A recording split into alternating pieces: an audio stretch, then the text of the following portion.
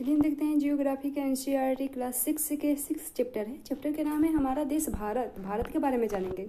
भारत एक बहुत बड़े भौगोलिक विस्तार वाला देश है। उत्तर में यह इसके हिमालय से ये हिमालय के शिखरों से घिरा हुआ है। पश्चिम में अरब सागर से, पूर्व में बंगाल की खाड़ी से तथा दक्षिण में हिंद महासागर से भारतीय प्रायद्वीप के तटों पर लहराते हैं।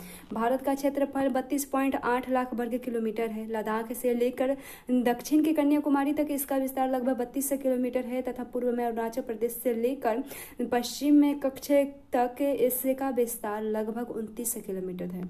और ऊंचे ऊंचे पर्वत, भारतीय मरुस्थल, उत्तरी मैदान और असमान पठार सतह, उत्तरी भाग तथा तटीय भाग तथा द्वीप समूह स्थलों की विभिन्नता को दर्शाते हैं। यहाँ जलवायु, वनस्पति है, वन्य जीवों के साथ अन्य भाषाएं, संस्कृति में भी बहुत भिन्नता है और इस विभिन्नता में भी हम एकता को ही पाते हैं जो हमारी संस्कृति और परंपराओं में भी दिखती है। यही कारण है कि हम एक राष्ट्र से बंधे हैं। और वर्ष 2011 से अब तक की आबादी, जब ये लिखा गया था पुस्तक, एक भारत की आबादी 120 करोड़ से अधिक हो चुकी थी, अब 14.5 है और यह चीन के बाद विश्व का दूसरे सबसे अधिक जनसंख्या वाला देश था 2011 के हिसाब से। स्थिति देखें तो भारत उत्तरी गोलार्ध में स्थित है। कर्क रेखा जो 23.5 डिग्री पे है, तो कर्क रेखा देश के लगभग मध्य भाग से होकर गुजरती है। दक्षिण से उत्तर की ओर भारत की मुख्य भूमि का विस्तार 8 डिग्री 4 उत्तर तथा 37 डिग्री 6 उत्तर अक्षांशों के बीच है। और पश्चिम से लेकर पूर्व तक भारत का विस्तार 68 डिग्री 7 पूर्व तथा और 97 डिग्री 25 से पूर्व देशांतर के बीच है। और अगर हम विश्व को पूर्वी तथा पश्चिमी गोलार्ध में बांटते हैं तो भारत की स्थिति किस गोलार्ध में होगा? बहुत बड़े देशांतरीय विस्तार लगभग 29 डिग्री के कारण यहाँ के दो छोर पर स्थित स्थानों के स्थानीय समय में बहुत अधिक अंतर हो सकता है। और इस तरह की दूरी पर स्थित दो स्थानों के बीच समय का अंतर लगभग 2 घंटों का होता है। जैसे कि आपने पहले पढ़ा है कि प्रत्येक 1 डिग्री देशांतर के लिए स्थानीय समय में 4 मिनट का अंतर होता है। पश्चिमी गुजरात की अपेक्षा पूर्व के अरुणाचल प्रदेश में सूर्योदय लगभग 2 घंटे पहले होता है। और आप पहले पढ़ चुके हैं कि 82 डिग्री 30 पूर्व देशांतर के 82 डिग्री पूर्व देशांतर के स्थानीय समय को भारत का मानक समय क्यों माना जाता है? इस मयोत्तर को भारत का मानक मयोत्तर भी कहा जाता है। भारत के पड़ोसी देश के बारे में देखें। 7 देशों की स्थलीय सीमाएं इसकी सीमाओं से जुड़ी हुई है जो यहाँ मानचित्र में भी दिखाया गया है। जैसे है अफगानिस्तान है, पाकिस्तान है, तिब्बत है, चीन है, म्यांमार है, भूटान है, नेपाल है। और उसके बाद इनमें से कौन कौन से देश हैं जिनकी सीमाएं समुद्र से जुड़ी हुई है? अभी हम जो समुद्र से नहीं जुड़ी हुई है, जैसे यहाँ पर दिखाया गया है, जो नहीं जुड़ी हुई है। और उसके बाद दक्षिण से समुद्र में स्थित 2 द्वीप श्रीलंका तथा मालदीव पड़ोसी देश हमारे पड़ोसी हैं। और पाक जल संधि की भारत को श्रीलंका से अलग कर दिए। राजनीतिक एवं प्रशासनिक विभाजन देखे भारत के, तो भारत एक विशाल देश है। प्रशासनिक क्रियाकलापों के लिए देश को 28 राज्य एवं 8 केंद्र शासित प्रदेशों में बांटा गया है। दिल्ली भारत की राजधानी है। राज्यों का निर्माण मुख्यतः भाषाओं के आधार पर हुआ है। भौतिक विभाजन देखें इसके पहले देखें जलोढ़ निरपेक्ष क्या है, निक्षेप क्या है? तो ये नदियों द्वारा लाई गई बहुत महीन मिट्टी होता है तथा नदी बेसिन में निक्षेप कर दी जाती है। उसके बाद सहायक नदी क्या होती है? तो एक नदी या शारिता जो कि मुख्य नदी में किसी भी तरह से आकार मिलाती हो तथा अपने जल को मुख्य नदी में विसर्जित करती हो, वहीं सहायक नदी होती है।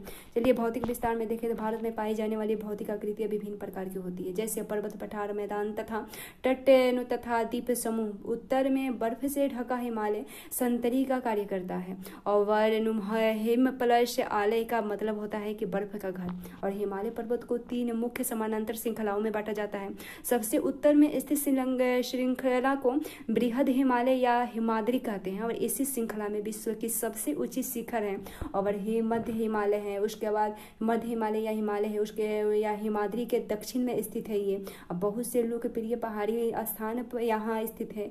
और 5 पहाड़ी स्थानों के नाम से 5 पहाड़ी स्थानों के नाम का पता लगाइए। और शिवालिक सबसे दक्षिण में स्थित श्रृंखला है। हिमालय के दक्षिण में भारत का उत्तरी मैदान स्थित है। अब ये मैदान समतल तथा सपाट में है। ये मैदान सिंधु, गंगा, ब्रह्मपुत्र तथा इनकी सहायक नदियों के साथ लाए गए जलोढ़ निक्षेप से बने हैं। और नदियों के ये मैदान कृषि के लिए उपजाऊ भूमि प्रदान करते हैं। यही कारण है कि इन मैदानों में जनसंख्या अधिक पाई जाती है। भारत के पश्चिम भाग में भारतीय मरुस्थल स्थित है। यहाँ शुष्क, गर्म तथा रेतीली स्थल है। यहाँ वनस्पतियों की मात्रा बहुत कम है। उत्तरी मैदानों में दक्षिण में प्रायद्वीपीय पठार स्थित है और इसकी आकृति त्रिभुजाकार है। इसका धरातल काफी ऊंचा नीचा है। इस क्षेत्र में बहुत सी पहाड़ियाँ श्रृंखला तथा घाटियाँ स्थित है। इसी के उत्तर पश्चिम में अरावली श्रृंखला स्थित है जो विश्व की सबसे पुरानी श्रृंखला है। विंध्य एवं सतपुड़ा की महत्वपूर्ण श्रृंखलाएं हैं और इन श्रृंखलाओं से होकर नर्मदा तथा तापी नदियां बहती है। ये पश्चिम की तरफ बहने वाली नदियां हैं जो अरब सागर में गिरती है। और इन पठार के पश्चिम में पश्चिमी घाट या सहादरी तथा पूर्व में पूर्वी घाट स्थित है। और पश्चिमी घाट का विस्तार एक समान रूप है जो जबकि पूर्वी घाट बीच बीच में टूटा हुआ तथा समान है। और इन पठारों में खनिजों जैसे कोयला एवं लौह अयस्क की प्रचुरता है। और पश्चिमी घाट के पश्चिम में तथा पूर्वी घाट के पूर्व में तटीय मैदान स्थित है। और पश्चिमी तटीय मैदान काफी संकरे हैं। और पूर्वी तटीय मैदान भारत में 2 द्वीप समूह भी हैं और लक्षद्वीप द्वीप समूह और अरब सागर में स्थित हैं। और ये केरल के तट से बहुत कुछ दूर स्थित प्रवाल भीति हैं। और अंडमान एवं निकोबार द्वीप समूह भारत से दक्षिण पूर्व एशिया में बंगाल की खाड़ी में स्थित हैं। क्या आप जानते हैं कि कौन से द्वीप समूह वर्ष 2004 में सुनामी से प्रभावित हुआ था? समाचार पत्रों तथा लोगों से बातचीत की जानकारी प्राप्त कीजिए। और अब सुनामी भारतीय तट से टकराई थी। जो किस प्रकार लोगों ने अलग अलग तरीके से इस चुनौती का सामना किया था। सुनामी एक विशाल सागरीय तरंग है जो समुद्र तट पर भूकंप के कारण उत्पन्न होती है। परवाल छोटे समुद्र जंतुओं के कंकाल है जिसे पॉलिप कहा जाता है। जब जीवित पॉलिप मरते हैं तब उनका कंकाल बच जाता है और अन्य पॉलिप की वृद्धि इन ठोस कंकालों के ऊपर होती है जो बढ़ते बढ़ते काफी ऊंचे होते जाते हैं तथा इन प्रकार परवाल द्वीपों का निर्माण करते हैं जैसे चित्र में यहाँ दिया गया है। फिर एक है गंगा एवं ब्रह्मपुत्र नदियाँ विश्व की सबसे बड़ी डेल्टा का निर्माण करती है जिन्हें सुंदरबन डेल्टा कहा जाता है। इन डेल्टा को आकृति त्रिभुजाकार है। डेल्टा स्तर का वह भाग है जो नदी के मुहाने पर बनता है। जहाँ नदियाँ समुद्र में प्रवेश करती है उस जगह की नदी को मुहाना कहा जाता है।